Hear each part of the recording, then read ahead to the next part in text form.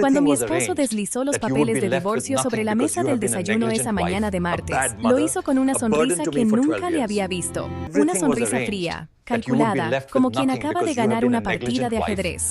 Me dijo que ya había hablado con su abogado, que todo estaba arreglado, que yo me quedaría sin nada porque había sido una esposa negligente, una mala madre, una carga para él durante 12 años. Yo lo miré en silencio sosteniendo mi taza de café con las manos temblorosas y no dije ni una palabra, porque en ese momento él no sabía algo. No sabía que 3 semanas antes yo había encontrado un email que él creyó haber borrado para siempre y que en 47 días más un juez leería en voz alta frente a una sala llena de gente. Y ese email lo cambiaría todo. Pero antes de continuar con mi historia, fíjate si ya estás suscrito a Ecos del Destino y déjame en los comentarios desde qué país nos estás viendo. Nos encanta saber hasta dónde llegan estas historias de vida. Mi nombre es Adriana, tengo 34 años y durante 12 años fui la esposa de Rodrigo Núñez, un hombre que para el mundo exterior era exitoso, carismático, el esposo perfecto, ingeniero civil con su propia empresa de construcción, buen proveedor, siempre con una sonrisa para los vecinos, siempre con la palabra correcta en las reuniones familiares. Pero las paredes de una casa guardan secretos que nadie afuera puede ver. Y yo guardé esos secretos durante años, creyendo que era mi deber, creyendo que así funcionaban los matrimonios, creyendo que el amor era aguantar, callar, adaptarse. Nos conocimos cuando yo tenía 21 años. Yo estudiaba enfermería en una universidad pública. Él ya estaba establecido, tenía 28 años, un departamento propio, un auto. Me deslumbró. Venía yo de una familia humilde de Puebla. Mi padre era mecánico, mi madre costurera. Rodrigo me llevaba a restaurantes donde nunca había entrado. Me hablaba de viajes que nunca había imaginado. Me hacía sentir especial, elegida, rescatada. Nos casamos cuando yo tenía 22 años recién cumplidos. Dejé la universidad en el último año porque él dijo que no hacía falta, que él ganaría suficiente para los dos, que mi trabajo sería cuidar del hogar que construiríamos juntos. Y yo acepté. Claro que acepté. Porque creí que eso era amor. Creí que un hombre que te daba todo materialmente merecía que tú le dieras todo lo demás. Los primeros años fueron buenos, o al menos eso me repetía a mí misma. Rodrigo trabajaba mucho, salía temprano, volvía tarde. Yo me quedaba en casa, cocinaba, limpiaba, esperaba. Cuando nació nuestra hija Valentina, todo cambió. Yo creí que cambiaría para bien, que un bebé nos uniría más. Pero Rodrigo se distanció. Decía que el llanto de la niña le quitaba el sueño, que necesitaba descansar para trabajar, que yo no entendía la presión que él tenía. Empezó a dormir en el cuarto de huéspedes. Después empezó a llegar más tarde. Después empezaron los fines de semana con clientes importantes. Después empezaron las llamadas que contestaba en el jardín. Y yo miraba todo desde la ventana de la cocina con Valentina en brazos, tragándome las preguntas que no me atrevía a hacer. Pasaron los años. Valentina creció. Yo envejecí rápido. A los 30 años ya tenía canas que escondía con tinte. Había subido 15 kilos que no lograba bajar. Usaba la misma ropa de 5 años atrás, porque Rodrigo decía que gastar en mí era innecesario, que el dinero se necesitaba para cosas importantes. Pero él siempre tenía trajes nuevos, relojes caros, salidas con los socios. Y yo aceptaba. Porque en algún punto de esos años me convencí de que yo no merecía más, de que debía estar agradecida de tener un techo, comida, una hija sana. Mis amigas de la universidad se alejaron poco a poco. Rodrigo siempre encontraba razones para que no saliera, que Valentina me necesitaba, que las reuniones de amigas eran pérdida de tiempo, que esas mujeres me llenaban la cabeza de ideas tontas. Al final dejé de contestar mensajes y ellas dejaron de mandarlos. Mi familia vivía lejos. Los veía una vez al año, tal vez 2. Rodrigo decía que mi madre era dramática, que mi padre era aburrido, que mis hermanos eran envidiosos de su éxito. Poco a poco fui quedando sola en una casa grande con una hija que me quería y un esposo que me toleraba. Fue en febrero de este año cuando todo empezó a desmoronarse de verdad. Rodrigo llegó una noche más cortante que de costumbre. Apenas me miró cuando le serví la cena. Valentina intentó contarle algo de la escuela y él la calló diciendo que estaba cansado. Comió en silencio, se levantó sin dar las gracias y se encerró en su estudio. Yo lavé los platos, acosté a Valentina y me quedé en la sala viendo el techo hasta pasada la medianoche esperando que él saliera. No salió.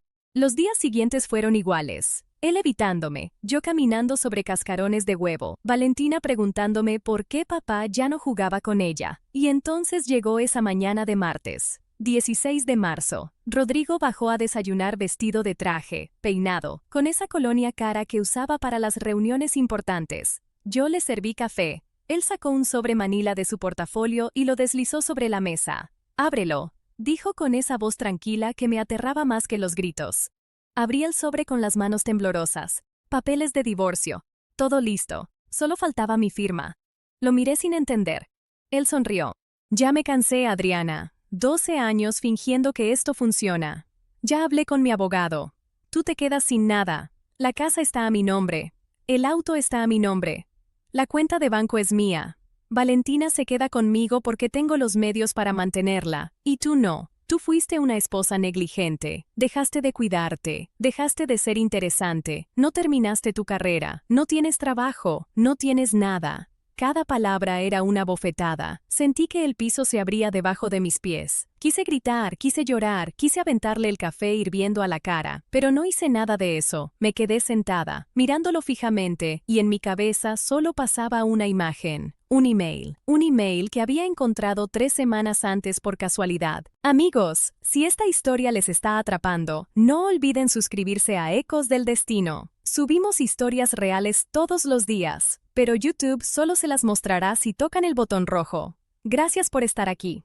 Había sido un sábado por la tarde. Rodrigo se había ido al gimnasio. Eso dijo. Valentina estaba en casa de una compañerita de la escuela. Yo estaba sola haciendo limpieza. Entré al estudio de Rodrigo para sacudir, algo que normalmente él no me permitía. Pero ese día la puerta estaba abierta. Su laptop estaba sobre el escritorio, encendida. La pantalla mostraba su correo electrónico abierto. Nunca había revisado sus cosas. No porque confiara, sino porque tenía miedo de lo que pudiera encontrar. Pero ese día algo me empujó. Una voz bajita dentro de mí que decía, «Mira, solo mira». Me senté en la silla de su escritorio. El corazón me latía tan fuerte que pensé que me desmayaría. Empecé a bajar por la lista de correos. La mayoría eran de trabajo, clientes, proveedores, empleados. Pero entonces vi uno. El asunto decía, nuestro plan. La remitente era una mujer, Carolina Méndez. No reconocí el nombre. Abrí el email, y lo que leí me quitó el aire. Era una conversación larga. Mensajes que iban y venían. Rodrigo y esta mujer habían estado planeando algo durante meses. Ella era su amante. Eso ya me lo imaginaba aunque nunca lo había querido aceptar. Pero no era solo una aventura, era mucho peor. En los correos Rodrigo le decía a Carolina que estaba cansado de mí, que quería divorciarse pero que yo no merecía nada, que había encontrado la forma de quedarse con todo. Había movido dinero de las cuentas compartidas a cuentas que yo desconocía. Había puesto la casa a nombre de su empresa para que en el divorcio yo no pudiera reclamarla. Había hablado con un abogado que le asesoró en cómo hacerme ver como una madre incapaz para quedarse con la custodia completa de Valentina. Y lo peor, lo que me heló la sangre, era un párrafo donde Rodrigo escribía textualmente: «Mi abogado dice que si logro demostrar que Adriana tiene problemas mentales, o que descuidó a la niña, el juez me dará todo». Ya planté algunas semillas. Le he dicho a mi familia que ella ha estado deprimida, errática. He documentado cada vez que no le ha preparado comida casera a Valentina y ha pedido comida por teléfono. He guardado fotos de la casa desordenada. Tengo testigos que dirán lo que sea necesario. Carolina, en 6 meses tú y yo estaremos juntos, y esa mujer no será más que un mal recuerdo. Leí ese correo 5 veces. Las lágrimas me nublaban la vista, pero seguía leyendo. Él había planeado destruirme, había planeado quitarme a mi hija, había planeado dejarme sin nada, y había manipulado cada detalle durante meses para lograrlo. Mis manos temblaban sobre el teclado. Mi primer instinto fue confrontarlo, gritarle, destruir algo. Pero entonces esa voz bajita volvió a hablarme, y me dijo algo que me salvó la vida. «Guarda esto, guarda la prueba». Busqué una memoria USB en los cajones del escritorio. La encontré. Copié todo el hilo de correos. Todos los emails entre Rodrigo y Carolina. Meses de conversaciones. Pruebas de la cuenta bancaria secreta. Pruebas de la transferencia de la casa. Todo. Guardé la memoria en el fondo de mi bolso. Cerré el correo. Apagué la laptop. Salí del estudio. Y cuando Rodrigo volvió esa noche actuando como si nada, yo también actué como si nada. Durante 3 semanas cargué ese secreto como quien carga una bomba. Dormía poco, comía menos, pero no dije nada. Investigué. Busqué en internet. Leí sobre leyes de divorcio. Leí sobre custodia. Busqué abogados. Encontré uno. Una abogada. Se llamaba Leticia Campos. Tenía un despacho pequeño, pero en las reseñas decían que era implacable. Pedí una cita. Le llevé la memoria USB. Ella revisó todo en silencio frente a mí. Cuando terminó me miró y sonrió. Adriana, esto es oro. Él se hundió solito. Me explicó todo. Con esos emails podíamos demostrar que Rodrigo había ocultado bienes, que había planeado manipular al sistema judicial, que había cometido fraude conyugal. No solo no se quedaría con todo, sino que probablemente perdería la mitad de lo que intentó esconder. La custodia de Valentina sería mía sin duda, y él quedaría expuesto ante el juez como el manipulador que era. Pero tienes que ser fuerte, me dijo Leticia. Cuando él te entregue los papeles de divorcio, tú fírmalos, no pelees, no llores, no le des ninguna señal de que sabes algo, deja que se confíe, deja que crea que ganó, y cuando lleguemos a la audiencia, lo destrozamos. Seguí su consejo al pie de la letra. Por eso esa mañana, cuando Rodrigo me entregó los papeles y me dijo todas esas palabras hirientes, yo no respondí. Solo agarré los papeles, los leí despacio y dije en voz baja, ¿dónde firmo? Él se quedó callado por un momento. Creo que esperaba drama, esperaba lágrimas, súplicas, gritos. Cuando no le di nada de eso, se puso incómodo. Aquí, señaló con el dedo. Y aquí. Firmé. Le devolví los papeles. Él los guardó en el sobre y se levantó de la mesa. Espera la notificación de la fecha de la audiencia. Esto se resolverá rápido. Salió de la casa y yo me quedé sentada en la cocina vacía. Valentina todavía dormía. Agarré mi taza de café, ya frío, y bebí despacio. Por primera vez en 12 años me sentí poderosa. Los siguientes días fueron extraños. Rodrigo empezó a empacar sus cosas. Se mudó con un amigo. Eso dijo, aunque yo sabía que era con Carolina. Venía a ver a Valentina los fines de semana. Actuaba amable con ella, comprándole juguetes, llevándola a lugares caros. Estaba construyendo su imagen de padre perfecto. Yo lo dejaba hacer, porque sabía lo que venía. La fecha de la audiencia llegó 47 días después, un martes de mayo. Leticia me había preparado para todo. Me dijo cómo vestir, qué decir, cómo comportarme. Me dijo que Rodrigo llegaría con su abogado caro, con testigos comprados, con documentos falsos, y que nosotras llegaríamos con la verdad. Esa mañana me puse un vestido azul sencillo. Me recogí el cabello. No me maquillé demasiado. Leticia me había dicho, tienes que verte como lo que eres, una madre. Una esposa que fue engañada, no como una mujer que busca venganza. Llegué al juzgado con Valentina. Mi madre había venido desde Puebla para acompañarme. Rodrigo ya estaba ahí con su abogado, un hombre de traje gris impecable y cara de tiburón. Rodrigo me vio y sonrió con suficiencia. Yo no le devolví la sonrisa, solo me senté en mi lugar. El juez entró, un hombre mayor, de cabello blanco, lentes gruesos, expresión seria. Se sentó. Revisó los papeles y empezó la audiencia. El abogado de Rodrigo habló primero. Pintó un retrato horrible de mí. Dijo que yo era una madre negligente, que había abandonado mis estudios por flojera, que vivía del dinero de Rodrigo sin aportar nada, que la casa siempre estaba sucia, que le daba comida chatarra a la niña.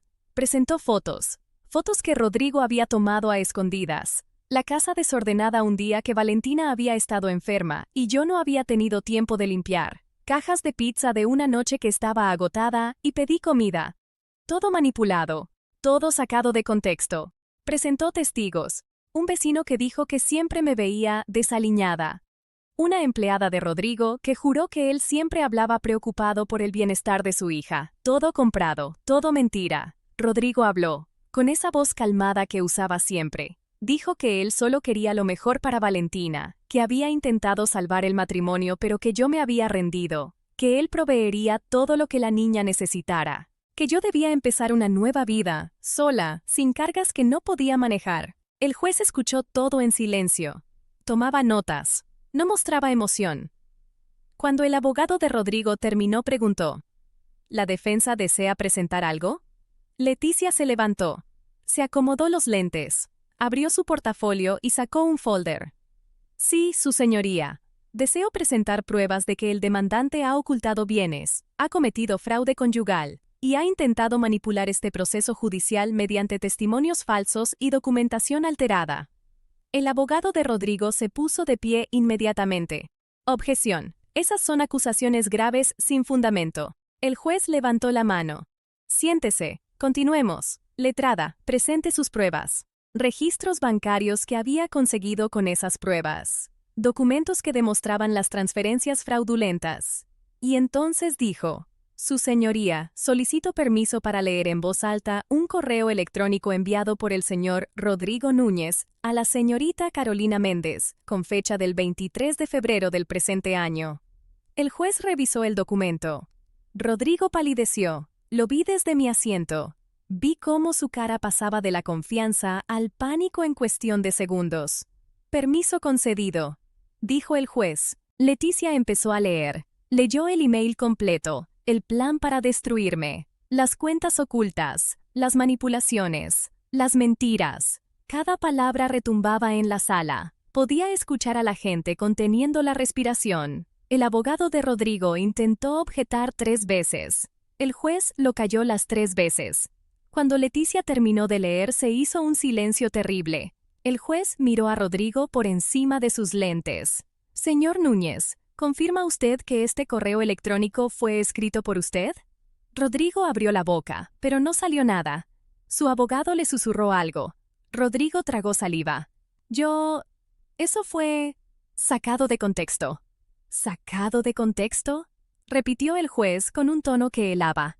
¿En qué contexto es aceptable planear destruir la reputación de la madre de su hija para quedarse con bienes que legalmente le pertenecen a ella? Rodrigo no respondió. El juez miró los papeles durante lo que pareció una eternidad. Después habló. Este tribunal declara nulo el acuerdo de divorcio presentado por el demandante debido a ocultamiento de bienes y manipulación procesal. Se ordena una división equitativa de todos los bienes matrimoniales, incluyendo aquellos transferidos fraudulentamente. La custodia de la menor Valentina Núñez queda bajo responsabilidad de la señora Adriana Méndez, con régimen de visitas supervisadas para el señor Núñez hasta nueva evaluación. Además, se ordena una investigación sobre las cuentas bancarias presentadas en este caso. Se levanta la sesión. El golpe del mazo resonó como un trueno. Rodrigo se quedó sentado como estatua. Su abogado recogió sus cosas apresuradamente. Yo me levanté despacio, con las piernas temblando. Leticia me abrazó. «Lo lograste», susurró. Mi madre lloraba detrás de mí. Valentina me agarró la mano. «¿Ya podemos irnos a casa, mami?» «Sí, mi amor, ya nos vamos a casa». Salimos del juzgado y el sol me pareció más brillante que nunca. Si quieren saber qué pasó después de ese día y conocer más historias como esta, suscríbanse a Ecos del Destino. Es gratis y significa todo para nosotros. Los meses siguientes fueron de reconstrucción, la casa se dividió, me tocó la mitad de su valor, las cuentas bancarias se repartieron, Rodrigo tuvo que pagar una compensación por los bienes que intentó ocultar. Con ese dinero, pude volver a estudiar, retomé enfermería, me faltaban solo 6 materias para terminar la carrera que había abandonado 11 años atrás. Valentina floreció, sin la tensión constante de su padre en casa, se volvió más alegre, más abierta. Yo también florecí, bajé de peso no porque alguien me lo exigiera, sino porque empecé a cuidarme. Me pinté el cabello de un color que me gustaba, compré ropa que me hacía sentir bonita. Rodrigo volvió a intentar contactarme varias veces. Mensajes pidiéndome perdón, llamadas que nunca contesté. Carolina lo dejó cuando todo explotó. No le convenía un hombre en problemas legales. Él perdió varios clientes cuando se supo lo que había hecho. La gente habla. Las noticias corren. Un año después me gradué de enfermería.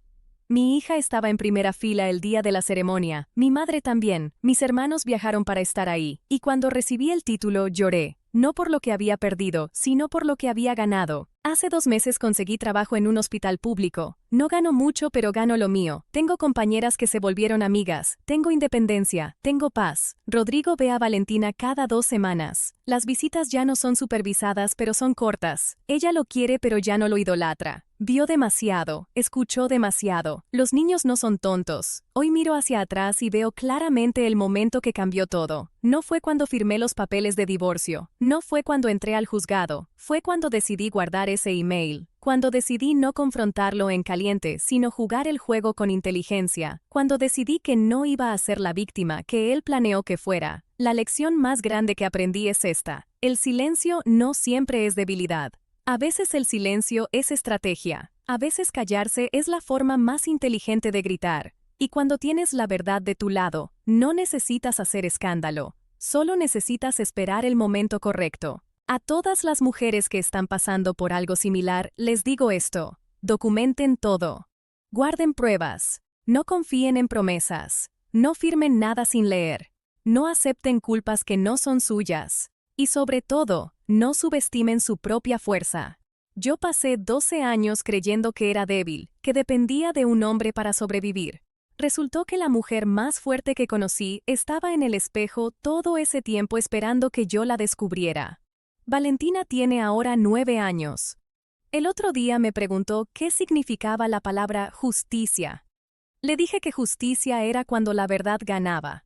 Me miró con esos ojos grandes que tiene y dijo: como cuando el juez leyó el email de papá. Exactamente como eso. Le respondí. Y ella sonrió. Y yo también. Si esta historia les tocó el corazón, déjenme un comentario contándome qué parte les impactó más. Suscríbanse a Ecos del Destino para más historias reales de personas que encontraron su fuerza cuando todo parecía perdido. Nos vemos mañana con una nueva historia. Gracias por estar aquí.